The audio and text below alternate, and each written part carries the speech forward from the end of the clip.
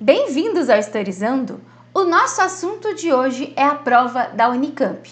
Tanto aqui no Historizando quanto no Parabólica, nós estamos produzindo vários vídeos de vestibulares que estão por vir. Na semana passada a gente fez sobre a prova da Unesp, a primeira fase da prova da Unesp. Inclusive, se você fez a primeira fase da Unesp, comenta aqui que eu quero saber o que você achou, como é que você foi. E agora nós vamos falar da segunda fase da prova da Unicamp. Se você tem outra prova que você vai fazer e quer ver esse tipo de conteúdo, tanto meu quanto do Pedro Renault, não se esquece de deixar o seu comentário aqui pra gente saber. E aproveita e já dá o like nesse vídeo. Se esse vídeo te ajuda de alguma forma, não se esquece de dar o like e de se inscrever no canal. Isso ajuda bastante o Historizando a crescer. Tá, beleza. Mas como assim segunda fase? Muitos vestibulares têm primeira e segunda fase e geralmente é dividido em prova fechada e prova aberta. É assim que você chama esse tipo de prova? Prova dissertativa, de prova aberta? Se você conhece outro nome, comenta aqui e conta pra mim. E aí a Unicamp vai ter então esse processo de segunda fase. A primeira fase já foi e a segunda fase vai ser aí uma prova aberta, né? Algumas questões aí abertas. Só que existem diferenças para quem vai tentar curso de Ciências Humanas e quem não vai. Todo mundo vai fazer questão de Ciências Humanas, não interessa se você vai tentar um curso de Humanas ou não, mas quem for tentar curso de Humanas, aí vai fazer um número maior de questões. Eu não sei se o nível de profundidade é tão diferente assim, a gente vai ver isso aqui, você vai avaliar isso aqui comigo. Mas o número em questão de quantidade, sim, é maior. Então, aqui no Historizando, nós vamos resolver 4 questões, tanto uma questão que foi realizada para provas gerais, quanto para específico lá das Ciências Humanas. E lá no Parabólica, a mesma coisa, combinado? Então, já vou deixar o link aqui embaixo, porque o vídeo do Pedro sai no mesmo dia do vídeo do Historizando, beleza? Então, vamos começar a falar dessa prova. Deixa eu me diminuir aqui, né, digamos assim, deixa uma edição aqui, como diz o Pedro, a mágica da edição. Vamos entender um pouquinho. Ó, essa primeira questão aqui é uma questão foi cobrada de uma forma geral, não foi a específica lá das Ciências Humanas. E observe que uma questão importante da gente perceber é que aqui está misturando muito geografia com história, mas muito mesmo, porque é mais uma questão até de geografia física, então a interdisciplinaridade é bastante grande. Lógico que eu não vou falar da parte da geografia aqui, tá, gente? Mesmo porque eu não é que eu não tenho saberes suficiente, né? Mas é porque assim, eu não conheço, não entendo tanto assim de geografia física para te ensinar, mas a gente vai olhar mesmo assim como é que funciona para você ter uma ideia, tá? Então olha lá. Um dos eixos da bipolaridade escravista que unia África e América Portuguesa girava justamente na rota aberta entre as duas margens do mar por correntezas e ventos complementares. Na ida à rota principal, seguia o inverso dos ponteiros do relógio, no sentido dos ventos oeste-leste, entre o Trópico de Capricórnio e 30 graus, né, 30 graus e meio. Na volta, 30 graus e meio. Na volta, a rota principal seguia no sentido dos alísios de sudeste, abaixo da linha do Equador. Na medida em que zarpava com facilidade de Pernambuco, da Bahia e do Rio, até Luanda ou da Costa Mina e vice-versa, a navegação luso-brasileira que se desenvolveu naquelas rotas foi transatlântica e negreira. Vários tipos de trocas uniam as duas margens do oceano. Beleza. Observaram aqui, inclusive, que esse texto, né, o Trato dos Viventes, Formação do Brasil, esse texto é muito mais geográfico do que histórico, né? Mas contém aqui questões históricas importantes para a gente entender.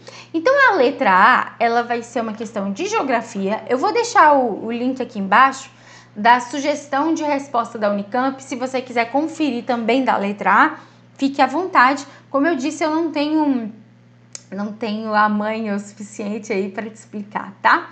Mas vamos lá, letra B. A letra B, sim, eu consigo aí te ajudar a entender. Letra B.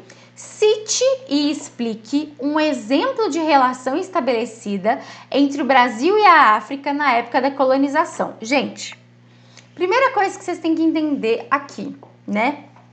Com relação aos verbos de comando. Aqui no Historizando tem um vídeo que eu fiz especificamente para prova aberta, prova dissertativa, qualquer uma. Se você quiser essas dicas aí, é importante você dar uma olhada nesse vídeo e vou deixar linkado para vocês. Mas por que é importante esse comando? Você, numa prova dissertativa, que você vai precisar escrever, é ruim, é negativo você ir além e é ruim, negativo você ficar, né, você ir menos, reduzir aí o que você precisa. E como você sabe essa medida? Através dos verbos de comando, né? Então, por exemplo, cite e explique. Basicamente, o que ele está falando aqui? Você vai citar esse exemplo, qual é o exemplo, e aí você vai explicar esse exemplo, como é que funciona esse exemplo.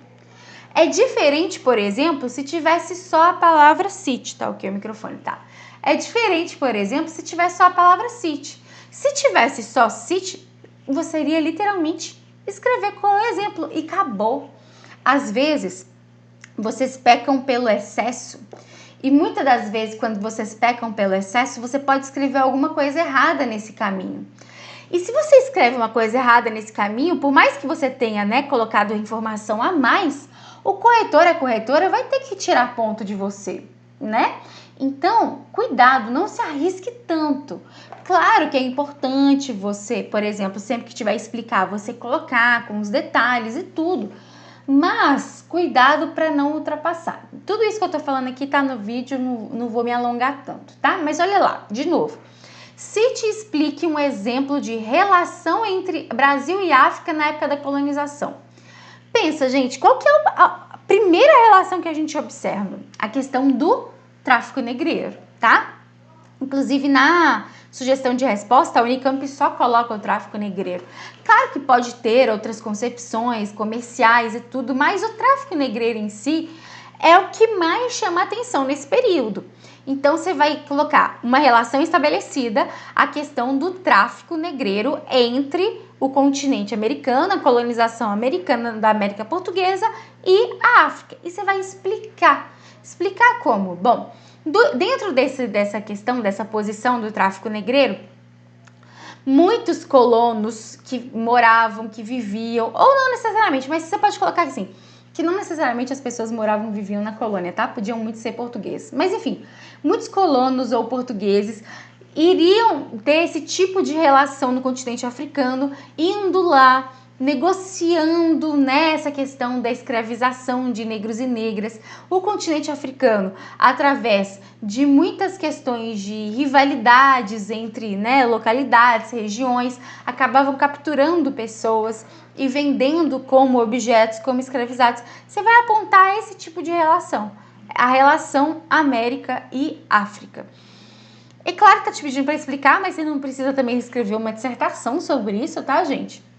Mesmo porque eu tava vendo o espaço da Unicamp, não é um espaço tão grande assim não, então você tem que saber usar bem, ainda mais que tem A e B, tá? Então toma muito cuidado com isso, mas eu acredito que essa seja tranquila. Essa aqui veio na prova, né, interdisciplinar, que não foi lá especificamente para ciências humanas, caiu aí nas outras provas. Agora nós vamos ver questões das provas de ciências humanas. De novo, por mais se você não for fazer a de ciências humanas, for fazer de exato, eu acredito que vai ser bom você assistir também, porque vai cair história na sua prova e eu não percebi um nível de profundidade tão diferente entre as questões. É tudo história, é tudo um nível de dificuldade ali mediano, tá? Claro, lembrando que mediano eu falo para quem lembra da matéria, tá, gente? Porque se você não lembra da matéria, vai ser difícil mesmo, porque você tem que escrever, não é X, não é chutar, tá? Então vamos lá. A política europeia é abalada pela Revolução de Cromwell na Inglaterra e pela Restauração Portuguesa. Já começou com um vocabulário que seria legal de você lembrar. Por quê? Revolução de Cromwell. O que ele está chamando de Revolução de Cromwell? Basicamente, a Revolução Puritana, né? O Cromwell assume aí pós a Revolução Puritana. E o que é a Restauração Portuguesa? Restauração Portuguesa é o fim da União Ibérica, 1640, tá? Então tá muito próximo. A Revolução Puritana e a Restauração Portuguesa, né, que é a volta do trono português para Portugal em si, são muito próximos ali, tá? Nesse contexto de mudança política do século XVII, os embaixadores passaram a ser escolhidos dentro dos quadros mais distintos da nobreza, privilegiando-se aqueles sujeitos que possuíam formação acadêmica e conhecimento das leis. Olha que legal! No texto, ele está pegando dois eventos históricos importantes, né, na Europa, e colocando a posição dos embaixadores, que esses embaixadores estavam ganhando importância. Ganhando importância por quê? A gente pode pensar nisso, né? O que é um embaixador? É aquele que vai resolver alguma questão de uma forma diplomática, evitando conflito direto, etc, tá? Então, vamos lá. Aí tá aqui, ó, o texto. Política externa de Dom João VI e Padre Antônio Vieira, as negociações com os Países Baixos. É sempre bom dar uma olhada no título, tá? E é uma dissertação de mestrado, olha que legal. É sempre bom dar uma olhada no título para entender o tema, né? Muitas das vezes o tema tá colocado no título também. Não é especificamente esse caso, mas é bom. A partir da leitura do texto e dos seus conhecimentos, responda às questões. Mais uma vez, é bom observar. É a leitura do texto? É só o texto que vai me dar? Não, eu preciso juntar informação que está no texto com informação que eu conheço. Então, eu preciso conhecer, né? Vamos lá. Explique duas consequências da Revolução Puritana para o contexto monárquico europeu no período. Vamos lá, gente. Revolução Puritana. Revolução Puritana é a primeira fase da Revolução Inglesa. Revoluções inglesas, né, as revoluções inglesas, vão ser aí pioneiras na questão de revoluções burguesas, da burguesia começar aí a tomar, não a tomar conta, né, mas começar a ter um papel importante dentro de questões políticas, porque a burguesia estava se destacando economicamente e agora começa a se destacar, a ter lugar nas questões políticas. E é basicamente isso que você vai explicar. Essas consequências envolvem, então, o poder monárquico e absolutista e de privilégios está perdendo o espaço para as questões burguesas. Então, você vai lá, uma perda de espaço. Perda de espaço quer dizer fim? Não, cuidado. Não coloque na hora que você for escrever, expressões muito drásticas. Você não tem esse cuidado quando você vai fazer questão de múltipla escolha? Se tiver um trem muito drástico, você não vai ficar desconfiado, né? Dentro da prova de humanas? Por que você vai colocar dentro da sua resposta isso, né? Pensa um pouquinho. Então, lá, vai ser uma perda de espaço dentro dessa concepção absolutista monárquica e, ao mesmo tempo, a burguesia ganhando espaço em questões políticas e não só mais em questões econômicas. E você vai dissertar sobre isso, tá? É basicamente essa concepção aí, ok? E aí na letra B tá assim: cite duas funções dos embaixadores europeus na relação entre monarquias nos séculos 17 e 18. Gente, olha lá. Aqui o que ele fala? Os embaixadores passaram a ser escolhidos nos quadros mais distintos da nobreza, privilegiando aqueles sujeitos que possuíam formação acadêmica e conhecimento de lei. Aqui fala das funções exatamente? Não. Mas te dá dica? Te dá. Fala que a pessoa necessariamente precisa ter formação acadêmica e conhecimento de lei. Se é formação acadêmica e conhecimento de lei, uma das principais funções desse embaixador é exatamente isso que a gente já conversou, né? Que é a função de embaixador até hoje. São questões diplomáticas, são acordos, são alianças, questões comerciais. A pessoa tem que ser entendida, né? Tem que conhecer. Então, esses acordos, alianças, questões comerciais, e olha só, essa palavra aqui, você tem que gostar dela, você não tem que odiar ela, não. Cite. Se é cite, você precisa se aprofundar nisso? Não.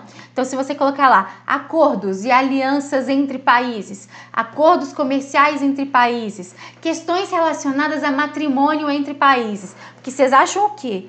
Que o pai, que o rei, que ia tentar convencer, por exemplo, um outro rei a ceder a mão da filha em casamento. Vou dar um exemplo que aqui no canal eu fiz vídeo sobre a Leopoldina, né? Não sei se vocês viram, né? No próximo aí da Independência, do feriado de Independência, eu falei sobre a Leopoldina.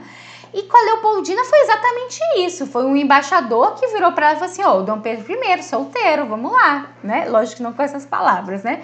Mas que apresentou a figura do Pedro, né? Na época ele não era Dom Pedro I, mas do príncipe, né? Filho aí do Dom João VI, Foi isso que aconteceu, foi esse tipo de apresentação de aliança que envolveu questões matrimoniais.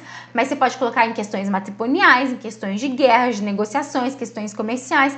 Você pode aí colocar tudo e qualquer situação que envolvam esses acordos e essas alianças que vai dar bom, beleza?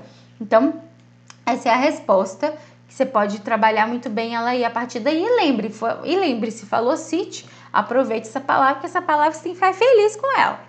Bom, vamos para a próxima. Leia atentamente o trecho da carta escrita em 1830 pelo Bolívar ao general Flores. A partir da leitura e de seus conhecimentos, responda, de novo, leitura e conhecimentos.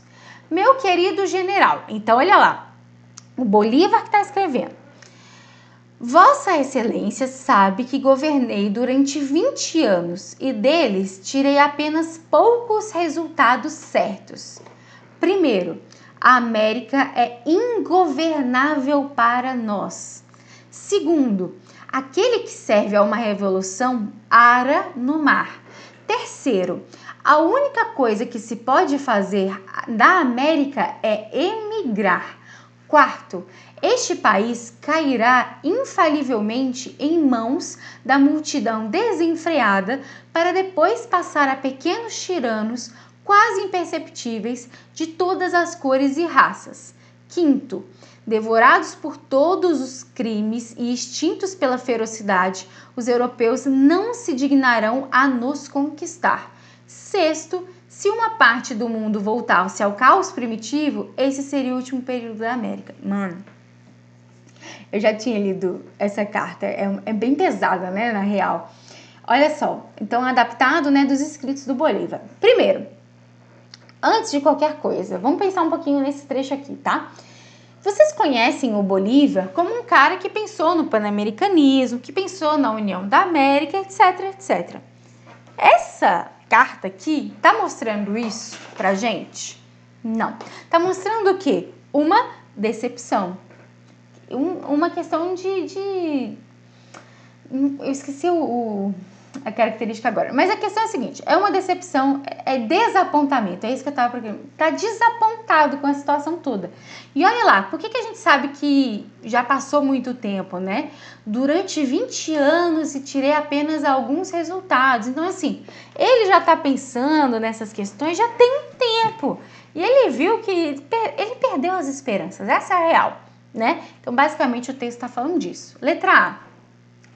Identifique, de novo, citar é simplesmente falar, identificar é porque tem a questão tá por aqui, eu vou identificar e mostrar para a pessoa, de novo, preciso explicar, me aprofundar? Não, identificar não, tá? Identifique dois aspectos políticos do processo de independência da América Espanhola. Aí, gente, é o seguinte, aqui tá falando desses aspectos políticos? Não, você vai ter que lembrar da matéria, né? Então vamos lá, vamos pensar. Independência da América Espanhola. Uma das maiores motivações vai ser o quê? A questão do período napoleônico. Então, o período napoleônico, as guerras napoleônicas, a questão de Napoleão na Espanha, a troca do rei espanhol, isso tudo gera conflitos. Esses conflitos fazem com que esses movimentos na América Espanhola tenham força, comecem a ter força. Isso já é um aspecto que você vai identificar. Precisa explicar com profundidade? Não, mas é um aspecto importante. Outro aspecto importante, a disputa, as questões entre chapetones e crioulos. E aí você vai lembrar da América Espanhola que os crioulos não tinham tanto espaço político, não tinham tanto poder político quanto os chapetones, e eles acabavam sendo em maior número naquela época do século XIX, começaram a ter questionamentos em cima dessas posições, dessas diferenças. Então, tem também a questão inglesa, né? Os ingleses apoiavam aí uma certa autonomia da América, principalmente com intenção comercial e econômica frente ao continente americano. Você tem também doutrina Monroe, a América para os americanos, também tem aspectos políticos desse processo de independência, enfim, inúmeros aspectos. Pode falar de movimentos populares para ter independência, a questão dos nativos, etc. Também tem, eu tava aqui com outro na cabeça, peraí. Enfim, são muitos, né? são muitos dentro dessa questão política da América Espanhola. Você pode citar em números e aqui, identificar em números e aqui pede 2, né? Gente, lembrei dos crioulos não, caudilhos. Eu falei crioulo, mas também tem a questão dos caudilhos. Quem são os caudilhos? São lideranças regionais, lideranças essas que querem o poder para si e justamente querendo o poder para si vão também participar ativamente de movimentos não só de independência, mas também de separação dessas regiões, tá? Justamente por ter esse interesse regional e local. Enfim, gente, coisa aqui para colocar não falta, tá? Tem uma lista gigantesca delas. E aí a letra B, explique como o texto contradiz o projeto político inicial. Gente, aí fica tranquilo, né? Foi o que a gente conversou. Por que esse texto contradiz? Porque o Bolívar tinha um ideal de uma confederação desses estados aí da América Latina, dessa união desses estados da América Latina, que fossem, claro, estados independentes, mas que tivessem aí um bem maior, um bem comum maior, que se unissem em vários propósitos. E aqui ele está falando o seguinte: a América é ingovernável, a América não serve, a única questão para a América é ir embora. Então, o porquê que é contraditório? É contraditório porque o panamericanismo, o projeto do Simão Bolívar é uma questão de união, é uma questão de melhoria, é uma questão de força. E essa carta é uma questão de fraqueza, é uma questão de piora. Então contradiz o que ele pensava a princípio. Ele tinha uma esperança, um projeto, algo a ser aí idealizado e algo a ser conquistado, que ele desiste. Em que esses pontos, e aí você pode até colocar, porque está pedindo explicar, né? Coloca um ponto e coloca essa contradição, né? Por exemplo, a América ingovernável, só que esse projeto queria, na verdade, era uma união de melhores governos para a América, de melhores lideranças para a América. Você pode colocar isso, por exemplo. Enfim, qualquer um desses aí dá para ter essa citação se você quiser. Gente, cuidado que isso não é prova de redação do Enem não, tá? Você pode copiar um trecho sim na sua resposta. Agora, lembre-se, você está com linhas contadas, você não vai copiar tudo, né? Você vai colocar lá entre aspas, 3 pontinhos, colocar um trecho para você, para te ajudar a exemplificar a sua resposta. É obrigado a copiar, Tati, colocar? Não, também não é obrigado, mas é uma forma de você mostrar para quem está corrigindo sua prova que você fez a conexão direta, porque tá te pedindo uma conexão direta. Explique como o texto. Então, você está ajudando aí a pessoa, você tá mostrando para a pessoa que você entendeu o que é para fazer, né? Que é uma das principais coisas numa prova dissertativa. E vamos para 16. Pode parecer inconcebível que um crime de proporções gigantescas como o Holocausto, que também é um dos crimes mais bem documentados, estudados e testemunhados da história, possa ser negado especialmente hoje, quando são numerosos os meios de informação sobre o tema. Beleza. Então, aqui o texto nem tá sendo tão amplo assim, ó. Olha, Bruno Leal, pastor de Carvalho, o negacionismo do Holocausto na internet. Beleza. Eu conheço Bruno Leal, mas eu não sei se é Bruno Leal, pastor de Carvalho. Então, eu já fiquei assim, olha, mas eu não sei se é ele. Enfim, a partir do excerto e de seus conhecimentos. Então, a partir do texto aqui e de seus conhecimentos. Apresente 2 aspectos. Apresentar, eu vou te mostrar. Te mostrar, eu preciso também de uma profundidade? Não. Agora, analisar, eu preciso analisar, eu preciso mostrar um ponto de vista ali, umas concepções mais profundas do que apresentar, tá? Então, letra A, apresente 2 aspectos do negacionismo. Aí, gente, são inúmeros, né? Por exemplo, aspectos do negacionismo, usarem por argumentos de revisionismo como uma questão fundamental para o negacionismo. Como assim revisionismo? Revisionismo histórico é quando a pessoa pega um fato, uma questão e, entre aspas, revisa. Mas o negacionista, ele fala que é revisão, ele fala que é algo que é preciso, né, ser pensado e tudo, mas não se baseia em documentos, em fatos, em pesquisas, tá? Então, outra coisa é falar isso, a questão de usar, por exemplo, questões opinativas, fake news, usar usar até mesmo a questão de ódio, né, de raiva, enfim, de questão política para ser um negacionista. Então, o clássico nazismo é de esquerda, né? É uma questão de opinativa a pessoa. Por exemplo, a pessoa é de direita ou a pessoa não gosta de quem é de esquerda e aí pega tudo que não gosta e joga junto como se fosse de esquerda também, igual esse negócio de nazismo ser de esquerda, isso é um negacionismo. Não teve ditadura, porque não teve ditadura porque você pode colocar também até mesmo, assim, uso da memória em prol do negacionismo, né? Porque eu vivi a ditadura militar e não foi ruim, não teve tortura, não teve nada. Tá, mas a sua memória é uma coisa, a história, o documento, o que aconteceu é outra. A sua memória faz parte daquele momento, mas não é o momento em si, você não explica através do momento. Então você pode também argumentar isso e apresentar, né? Então você vai colocar esses fatores ali. E aí analisar o impacto da internet, não só sobre o debate do Holocausto, você vai, é lógico, usar sobre o debate do Holocausto, mas você pode pensar até de uma forma geral. Qual que é o impacto da internet nesses negacionismos, né? A gente está falando de Holocausto, mas você pode falar de vacina, você pode falar de nazismo de esquerda, você pode falar de terraplanismo. Tudo isso, né, a internet gera esse impacto. E tem o lado positivo e o negativo, né? É bom falar dos dois mesmo, porque é uma questão de análise. Como assim positivo, Tati?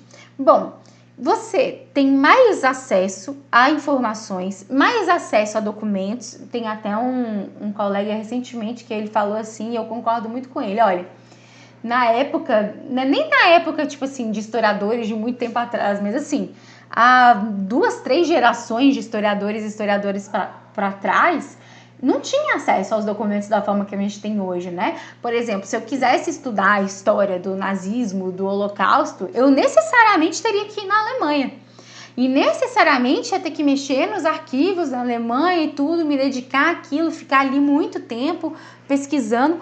Hoje, muitos desses documentos, não são todos, mas muitos desses documentos estão digitalizados, estão na internet.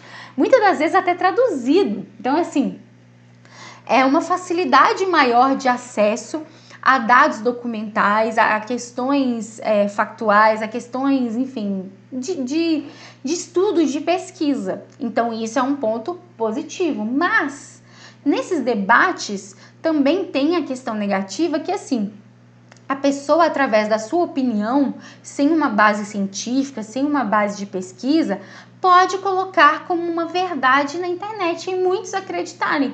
É assim que o terraplanismo virou febre, é assim que a questão da antivacina virou febre, porque pega-se essa questão da opinião, e aí de novo do jeito que a gente falou na letra A, né, e transforma como se fosse uma verdade, né, essa questão aí pós-moderna, digamos assim, de transformar isso em verdade. Então você pode colocar esses dois lados aí que, ao mesmo tempo que a discussão do Holocausto pode ser mais profunda, por ter mais acesso, por ter, enfim, documentários, livros, filmes, tudo isso a internet ajuda a espalhar, né?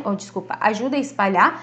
Ao mesmo tempo, a internet ajuda a espalhar fake news, negacionismo, questões falsas, né? Enfim, questões de ódio, de opinião, que não contribuem para o debate, pelo contrário, contribuem para um negacionismo, né? Então, você vai reunir essas questões na 16. Então, não sei se você observou, mas essas aqui que são mais voltadas para as ciências humanas, não é que tem uma profundidade maior. Vai ter uma discussão maior do que a primeira que a gente fez, né? Mas depois você vai lá no Parabólica ver que tem outra também que tem um nível legal de profundidade dentro da história. E a Unicamp traz essas discussões, né? Então, não fica só preso ao fato. E, gente, assim, não existe isso, né? A gente não aprende história só presa ao fato em si, né? Só a questão factual. É uma questão de conteúdo, é uma questão de interpretação, é tudo junto. Não tem como separar, né? Nenhuma prova inteligente vai te cobrar essa separação, tá? Tipo, fato pelo fato. Porque o Holocausto aconteceu do ano tal ao tal. Não, ninguém vai fazer isso com você, né? E que bom, porque se fizesse, ia mostrar que não confiaria na sua inteligência, né? Então, pega o Holocausto, mas traz uma discussão para a atualidade, o que a gente está vivendo nos dias de hoje. Tanto que eu falei, podia ser o Holocausto, mas podia ser a questão da ditadura, o negacionismo da ditadura, a questão do terraplanismo, do antivacina, etc. Você poderia também trazer aqui, tá? Gente, se você gosta desses vídeos, se você gosta até mesmo dessa parceria, né, Historizando e Parabólica, não se esquece de se inscrever aqui, de se inscrever lá, de curtir os 2 vídeos. Isso parece encheção de saco, digamos assim, mas isso ajuda demais a gente continuar a prosseguir com o nosso trabalho, né? Então, por favor, apoie esse trabalho que a gente tem, né? Que a gente quer muito levar a educação para vários cantos desse país.